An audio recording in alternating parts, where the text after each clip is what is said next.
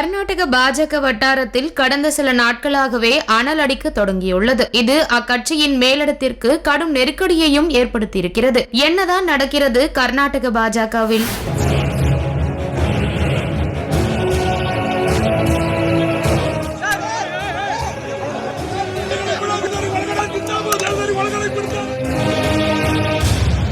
கர்நாடக அரசின் ஒப்பந்த பணிகள் பிரதிநிதித்துவத்தின் அடிப்படையில் வழங்கப்பட்டு வருகிறது. அதன்படி பட்டியலின ஒப்பந்ததாரர்களுக்கு 24% ஒப்பந்த பணிகள் வழங்கப்படுகிறது. அதேபோல் முஸ்லிம் ஒப்பந்ததாரர்களுக்கு 4% பணிகளை வழங்க அமைச்சரவை முடிவு செய்துள்ளது. இதற்கு எதிர்க்கட்சியான பாஜக கடும் எதிர்ப்பு தெரிவித்து வருகிறது. இதுகுறித்த மசோதாவை சட்ட அமைச்சர் HK பாட்டீல் தாக்கல் செய்யும் போதும் பாஜக அதனை எதிர்த்தது. இருப்பினும் மசோதா சட்டமன்றத்தில் நிறைவேற்றப்பட்டது. இதனிடையே முஸ்லிம் ஒப்பந்ததாரர்களுக்கு 4% பணிகள் ஒதுக்கப்பட்டதை எதிர்த்து மாநிலம் முழுவதும் போராட்டம் நடைபெறும் என கர்நாடக பாஜக தலைவர் விஜயேந்திரா தெரிவித்திருந்தார். இதற்கிடையில் பாஜகவின் கூட்டணி கட்சியான மதசார்பற்ற ஜனதாதளத்தின் உட்கட்சி கூட்டம் பெங்களூரில் நடைபெற்றது. அதில் முஸ்லிம்களுக்கு 4% ஒப்பந்த பணிகளை வழங்கும் மசோதாவை எதிர்க்கக்கூடாது என முடிவு செய்யப்பட்டது. அது மட்டுமல்லாமல் முஸ்லிம்களுக்கு ஒப்பந்த பணிகளில் 4% ஒதுக்கீடு என்பது மதசார்பற்ற ஜனதாதளத்தின் தலைவர் தேவகவுடாவின் நெடுநாள் கனவு எனவும் எடுத்துரைக்கப்பட்டது.